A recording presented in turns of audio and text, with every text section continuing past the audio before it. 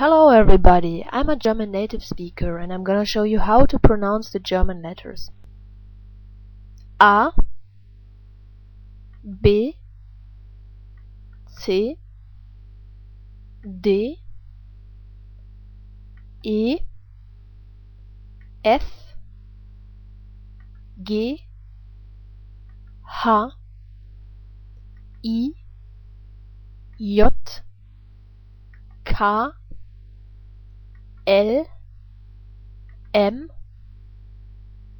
N, O, P, Q, R, S, T, U, V, W, X, Y, Z, Ä, Ö, Ü. The last three ones are also called German Umlaute. And finally, the letter SZ, also called scharfes S. So, when you look at German words, do you know which letters are pronounced differently than in English?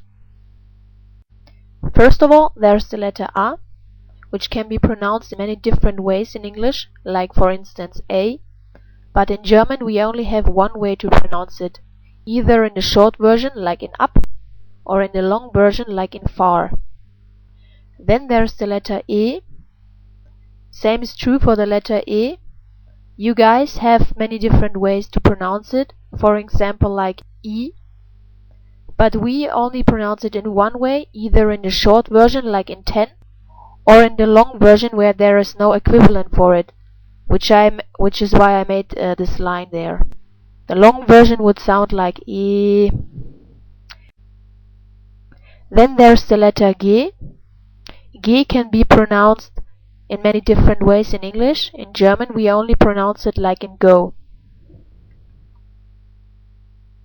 The letter E, we only pronounce it like in it or in easy as the stretched version. Then the letter J, we only pronounce it like in yes. Then there is the letter R. Whenever you see a German word with that letter in it, you can be sure that this letter is always pronounced differently than in English, because we use a sound for this letter that you guys don't have in the English language. But that's no problem, because I created an extra video to help you practice its pronunciation, so feel free to check that out. Then there's the letter S. We pronounce that letter like you guys pronounce the Z in zoo. Then there's the letter U. We pronounce it always like in you. Then there is the letter V. We pronounce it almost always like in for, like F, and just sometimes, just like you guys, like in vessel. The letter V, we always pronounce like you guys pronounce the V in vessel. The letter Y is pronounced like the German Umlaut Ü. And because this sound has no equivalent in English, I made this line here. But I also created a video for you guys to practice this sound, so feel free to check that out too. Then we have the letter Z. Z we pronounce like in bits. Then we have the German umlaut Ä. We pronounce that umlaut like in mad. Then we have the German umlaut Ö. We pronounce that umlaut in the short version like you guys do in flirt. And in the long stretched version, I guess there is no equivalent in English. That's why I also put a line here. Then, of course, the German umlaut Ü. And as I said before, there is no English equivalent for it, but I created a video for you guys to practice that sound. Then there is the letter SZ, also called scharfes S. This letter is always pronounced like a double S. But we have some more rules. For instance, you learned that this letter is pronounced like Ä and this letter is pronounced like U. So you might think, okay, this is pronounced like E and this like U. This must be pronounced together like E. But in this case it's wrong. It's pronounced like Oi in boy. Same is true for this letter combination. You learned that this letter is pronounced like an E and this letter is pronounced like an U. But it's not pronounced together like EU, but together we also pronounce it like Oi in boy.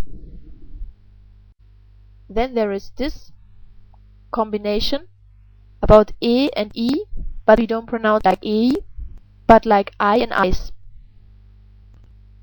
This letter combination we don't pronounce like IE or IE, but only like a long stretched E. So the letter combination CH we pronounce at the beginning of the word, which is why I wrote BW.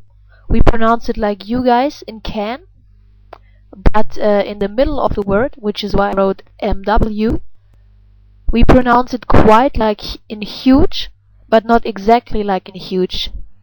Because the matter of fact is we also have a special sound for this, which you guys don't have in your language, and which is why I also created a video for you to help you practice this German sound as well. So feel free to check that out too. And then we have the letter combination SCH. We pronounce this combination like you guys pronounce the sh in shy. And then we have the letter combination of S and P or S and T. Whenever it is at the beginning of the word, we always pronounce it like in shy, like SCH. And when an SP or ST is in the middle of the word, which is why I wrote MW, we also don't pronounce it like in zoo, but we pronounce it like in kiss. And whenever there is an SK, we also don't pronounce it like in zoo, but like in kiss. And for SK it doesn't matter if it's at the beginning of the word or in the middle of the word. And finally the S, which is at the end of the word, which is why I wrote an EW, and the S, which is at the end of a syllable, which is why I wrote an ES. This S is also not pronounced like in zoo, but as well like the other ones, like kiss.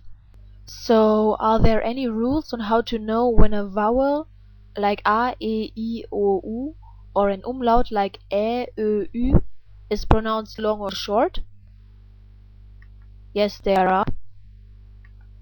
Always short are the vowels and umlaute before CK, CH, SCH, pronounced like K, H and Sh, or before double consonants like SS, LL, TT.